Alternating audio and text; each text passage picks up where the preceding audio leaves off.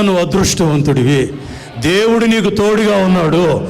దేవుడు మిమ్మల్ని కాపాడుతూ ఉన్నారు. అందుకని మీరు అదృష్టవంతులు. అదృష్టం కలిసి వస్తుంది మీకు. దేవుడు తోడుగా ఉంటే అదృష్టవంతుడే. ఎప్పుడు తోడుగా ఉన్నాడు, ఎప్పుడు అదృష్టం కలిసి వచ్చిందంటే యోబు కాపాడబడుతున్నటువంటి దినాలలో. దేవుని స్తోత్రం కలుగునుగాక.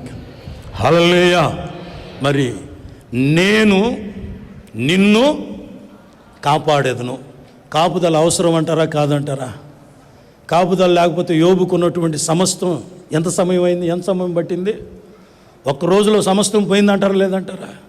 అందుకని నాకైనా నీకైనా మనందరికైనా కుక్కలు, వాచ్మెన్లు, నేపాల్ గుర్కాలు వీళ్ళు కాదు.